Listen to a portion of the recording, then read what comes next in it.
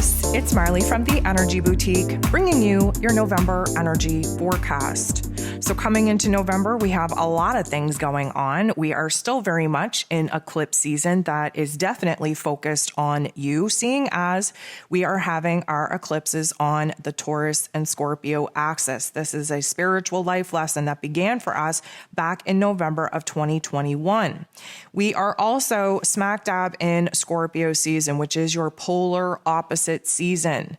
This is why many of my Taurus friends feel like they've hit a brick wall while they're kind of figuring out the chaos of their emotions. Of course, my Taurus friends don't like to dabble in emotions very much, and there is just no way to avoid them here in Scorpio season.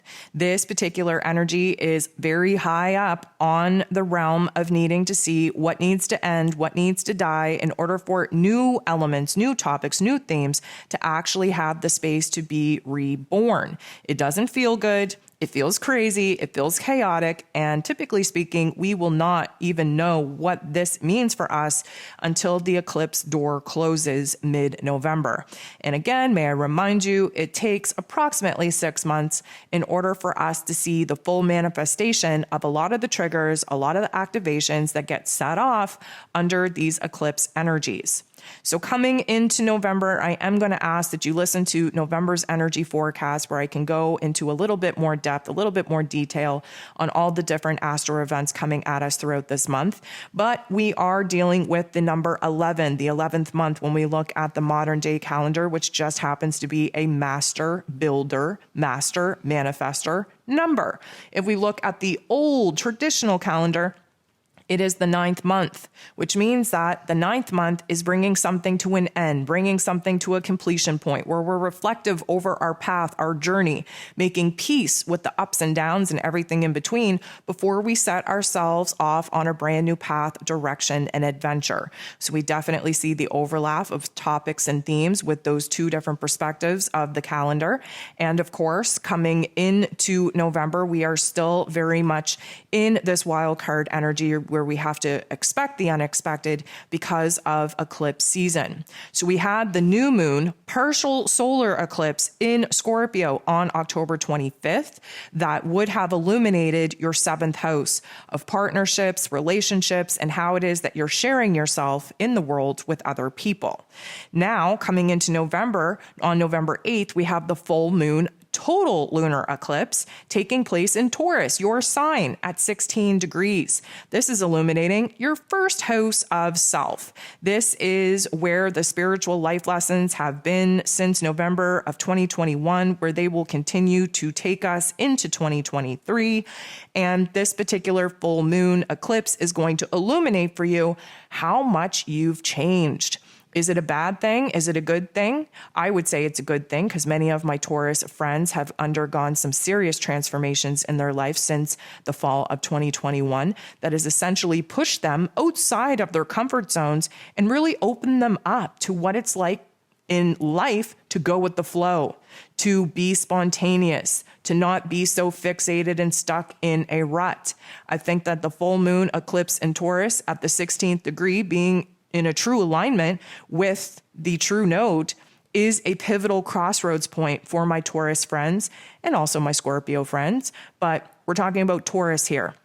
This is about getting back to the basics of what it is that your new life has created for you, has designed for you. This is about how it is that you're being seen in the world, especially in the roles and the relationships that you're choosing to pour into. This is also you kind of getting a little bit more comfortable with this new routine, with this new environment, with this new dynamic that you likely jumped in fall of 2021 that took you a little bit of time to actually get used to. Of course, my Taurus friends are fixed signs, which means that you don't particularly like change, even if it's a change that you chose for yourself.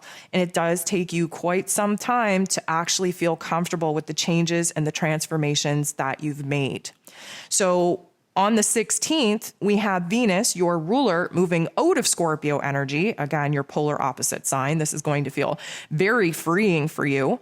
And moving into Sagittarius energy. So this is some fire energy that will kind of bring a little bit of a spark back. But for you, it's bringing a spark back to realize what it is that you have to set fire to.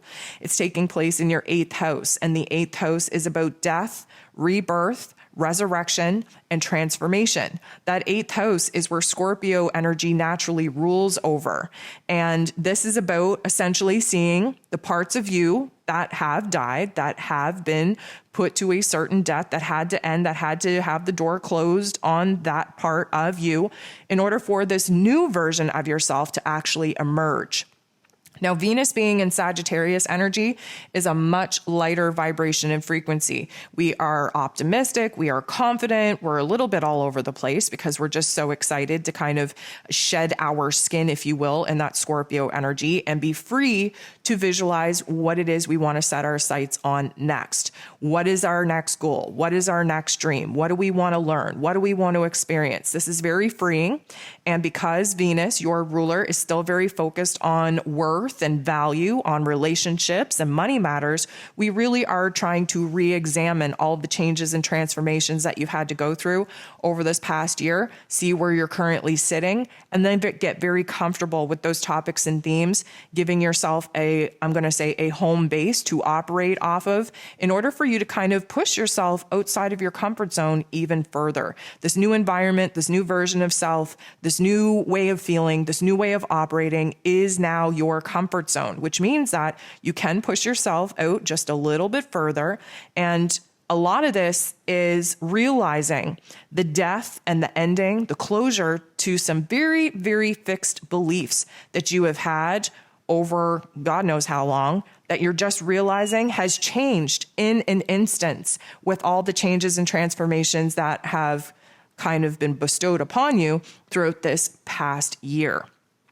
The very next day, on the 17th, we have Mercury, the ruler of the mental plane, moving into Sagittarius energy as well.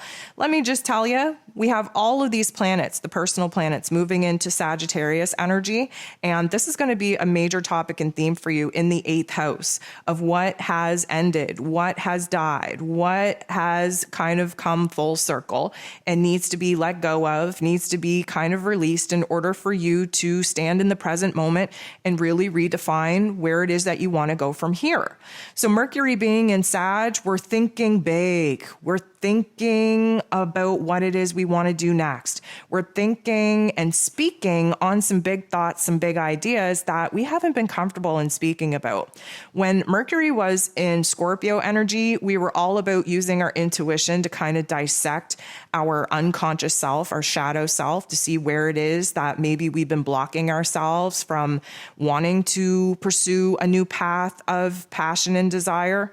And now with Mercury and Sag, it's kind of like we have a brand new truth to run with. And this brand new truth is making it very clear to see where the line in the sand has been drawn between the old ways of thinking and the new ways of thinking, the old ways of kind of expressing ourselves and communicating, and the new ways that we are currently learning to do just that. Mercury being in Sag energy is very positive, is very confident, but let me just say, you really need to exercise using a filter. We are very blunt, very direct with the truth in which we speak. When we have Mercury in Sag, we can hurt some feelings. And let me just say, in this 8th house, there's a high probability that your conversations, the way that you express yourself, the way that you share your thoughts and emotions with other people will not be received very well. Again, creating a little bit of a line in the sand on what needs to end and what needs to begin. On the 22nd, we have the sun moving into Sag season, illuminating this 8th house of endings and beginnings, of death and rebirth, of true change and true transformation. A lot of this is about you reflecting over this past year, the highs, the lows, the everything in between, where it is that you kind of resisted change and where it is that once you kind of free flowed with that change, that you're actually finding yourself to be in a better spot than what it is you could have ever decided for yourself. This 8th house is definitely illuminating the unseen parts of you, the parts of you that do not get acknowledged very often because, again, my Taurus friends try to stay busy with the tasks and chores so that they don't have to deal with their inner realm emotion and thoughts. And having the sun move into Sag energy, we are just shining a bright light on what it is that we want to do from here. We have a whole series of experiences behind us.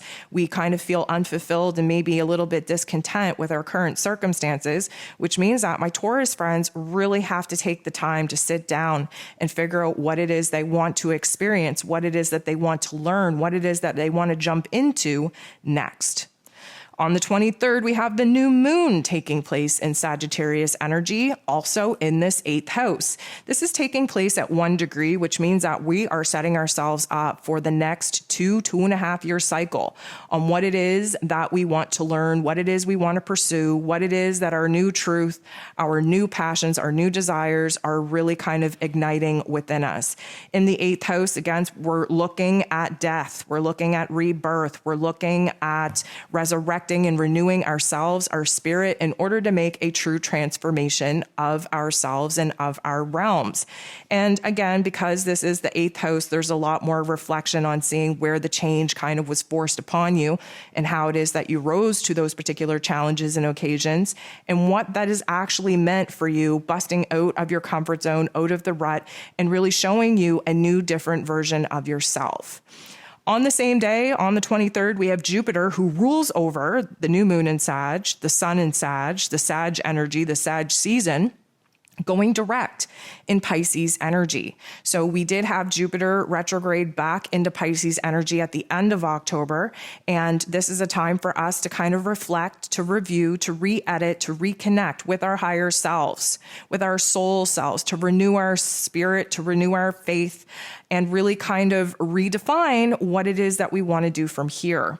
Now, Jupiter going direct in Pisces is illuminating your 11th house. Your 11th house is about connections, about network, about community. It's also about your hopes, your wishes, your dreams. This is a big vision area. This is where it is that we can see where, growth is needed, where there's room for improvement in our lives, where it is that we need to redefine what it is that our goals, our ambitions, our objectives, our dreams, our visions actually need to manifest in our lives. And for you, Taurus, you're definitely going to have a brand new energy, a brand new optimism to change what it is, to change the path, change the direction that you are currently pouring your time and energy into. So some of the messages that I would like for you to concentrate on and kind of lean on for encouragement as you navigate through this month is really, really quieting your heart, quieting the chatter of your outside realm to see what kind of ideas and inspirations get downloaded into the higher mind. This is a time for you to be very objective, to be very analytical, for you to really kind of discern what is working for you, what isn't. Again, many of my Taurus friends have had a true transformation of self, of their lives, of their realities, of their environment. And now would be a good time to actually take the time to reflect back on that, to discern what is good, what isn't, what you want to pour your time and energy into from here and what you don't. This is, again, trying to recalibrate, reconnect with what it is that you need to put your mental attention and focus on. We are kind of focusing on the balance that is needed between your mental state and your emotional state. There have been some very tough love life lessons thrown at my Taurus friends, especially since the nodes of the moon have been on this Taurus and Scorpio axis for the last year or so. And a lot of this my Taurus friends are having a hard time coming to terms with or making peace with. Again, when you've been through such a vast change, a vast transformation, it is a hard adjustment to make.